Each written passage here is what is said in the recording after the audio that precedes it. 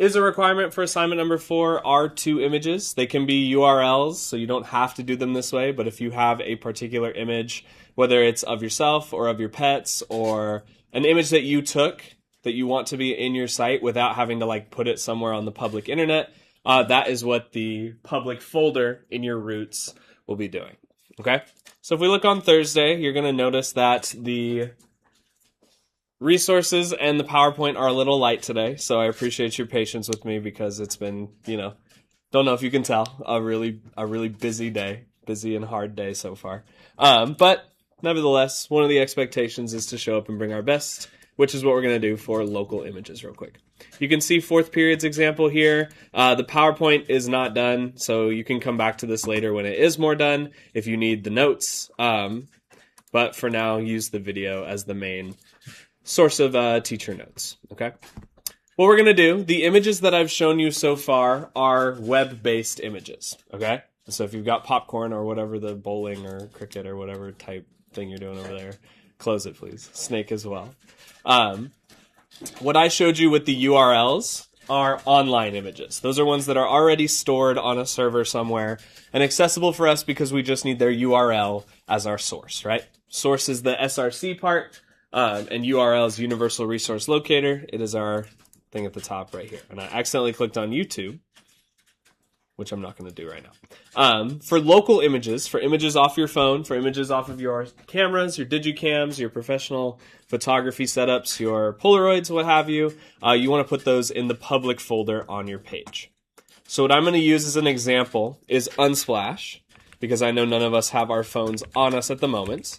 But this is something that you can do by, if you use the OneDrive app on your phone, you can upload files to specific folders, including the public folder that I'm about to show you for our current route. Okay, the first step is to get an image downloaded to your computer so that you can put it in the right spot. And a big emphasis on today's lesson is that the computer needs very specific instructions, more specific than usual if you're doing local images. So I'll show you what that looks like here in just a second. If you've never heard of Unsplash.com, it used to be a lot better, but it's still pretty good. All of these images are royalty free unless you see this little plus sign in the top here. They introduced a subscription not too long ago. There's a workaround that I'll show you later if you're interested. But for now, we're going to pick one that is free to download. Okay, so I'm going to go with this one. And you can see up at the top here, there's a green download free button. You can also use these for different art projects. You can use these for collaging. You can use these for whatever you need images for. As long as they are downloadable for free, Unsplash will allow you to do that at full resolution. So I'm going to do that. And where it's most likely going to save for you guys is in your downloads on your computer. The little green arrow that says downloads, okay? If you want a quick way to get to your downloaded folder or your downloaded file, you can click on your little download icon in the top right, and you want to look for this folder piece. This folder piece is going to show you exactly where on your computer that image lives. You see, it's going to open it up for me. I don't have to do any extra work, and I can spend my time coding instead of trying to find my files. A benefit of clicking on this folder icon is you can just copy and paste this, or you can just straight cut it with the website scissors or with the computer scissors and put it in your public folder, okay? So, first step is to get your image from your phone or from wherever downloaded to the computer you're writing the code on, okay? We're going to then cut that image from the downloads and go to wherever our root folder lives. This is the root folder for assignment 4. We're going to find my root folder, which I can find quickly because it's 2020. It has a date from period 5 right here. And inside of there is just going to be my public folder and my index like you guys have done so far. I'm going to double click on my public folder and I'm going to right click and paste. And you're going to see that image is now appearing inside of my public folder in File Explorer. All right. The cool part about VS Code is it does a lot of the same things that the File Explorer can do, just sometimes the buttons are in a little bit of a different spot.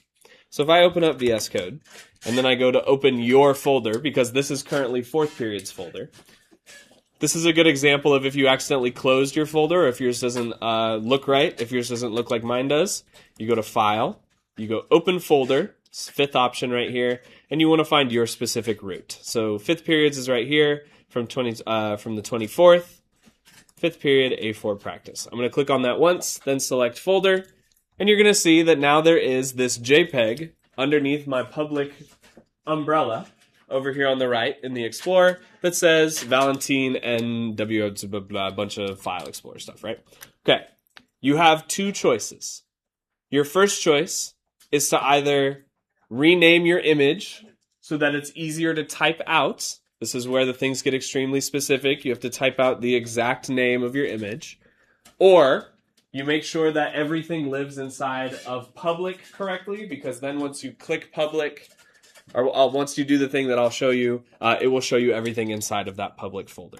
Okay, before I show you the next step, first half is getting the image into your public folder. The second half is getting the image onto your actual HTML, into your actual recipe.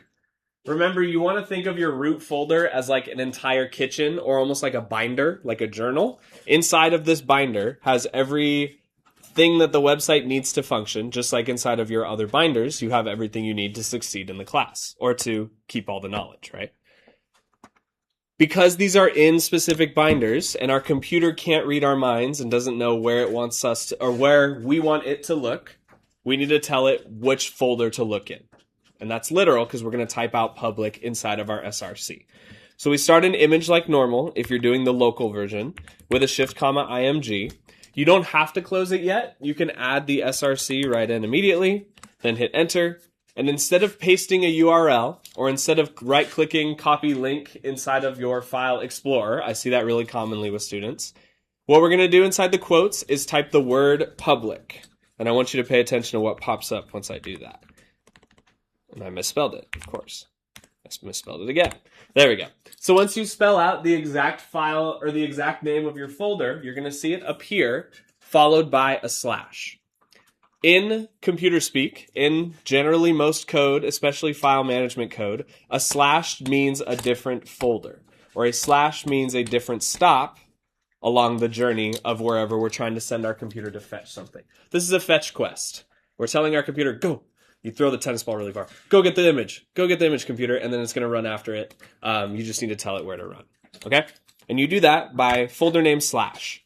And once I add my slash, you're going to see this valentine.jpg appear, because that's the full name of the file. That's the first way that you can start adding images to your sites. All you'll need to remember is the name of the subfolder, which is public, and then you just need to remember which image is which as you get more and more on your site. The other option is to right-click on your image. If you click on it here, you can also see it previews in VS Code. That's how you know for sure it's going to work. You can right-click on this image and rename it to something really easy, like example. And as long as it has the file extension at the end, just like our index has .html, our example needs .jpg in order to continue being a JPEG. And then we can call it the same way that we just did on the index page. So image src equals quotes, then the name of the subfolder, public slash, and now if we type out example, you're going to see example.jpg. It's going to pop up right here. Shift period, Control S. So now that I've closed my image tab, none of my tags are angry. None of my elements have turned red. I'm going to take this out, though. None of my elements have turned red. Let's run and debug this. So by running and debugging, excuse me, I have the hiccups, you're going to see this image is massive. That's the cool part about Unsplash, is they are very high-resolution photographs. And you don't have to pay for the free ones, which is the huge benefit, is you get to have higher quality photography on your page. But we don't want that much photography on our page for this practice, okay? For our two images that we're going to go with. To reduce the size of an image, you need to add a style attribute that only has width. All you need to change is the width. So I'm going to type out style, hit enter. And when I type out style and hit enter, it's going to auto add the equals in the quotes. You can see the third option right here is width. It's right underneath display and height. So I'm just going to click on that, let it do a little bit of the work for me. Sorry. Hopefully you can see. Let it do a little bit of the work for me, and I'm going to set this to a low percentage, like 20 or 30%. Really, really important that you have that percent sign, because your computer won't know what to do with just the number 20. It's technically in binary, it can't even read that, right? So, Now once I run and debug, you're going to see my image is a lot smaller, a lot more manageable, and IMG by default are an inline level element. So they're going to line up with other inline elements, and they're going to go beneath block level elements. A quick note on the rubric for assignment number 4. Let me show you a couple quick changes I've made. I have, let's view a student, I've added links to all of the different things that you need to have on your page. Each one of these links is going to have an explanation and a list of examples. So if nothing else, you can click on those links and pick 5, and then as long as you have 5, you'll get the points that you need. And then there's also the sections link that takes you to the semantics section part of HTML related to the divs and to the containers. I've also updated the sections partial credit. It used to say 3 points for full credit, 3 points for partial credit, and 0 points for no credit. It is now down to 1 point for partial credit. So, if you have one block level element, one inline level element, one div, and one image, you're going to get a, 6, the next number, 8 out of 15. You can definitely do better than that. I've shown you more pieces, and you've already experimented with more pieces. Okay? So, but just trying gets you more than half the points you need. The rest of the periods for work, asking questions of me or Jake. If you finished your assignment 4, don't turn it in yet. I'm going to show you how to turn it in tomorrow. You can use the rest of the period for study hall, anything not on your phone. But please ask us questions. You do not have to do images this way. This is just another way to show you how to do images. Okay? Good job. Thank y'all for listening. I'll let you get to it. Or we'll let you get to it. Excuse me.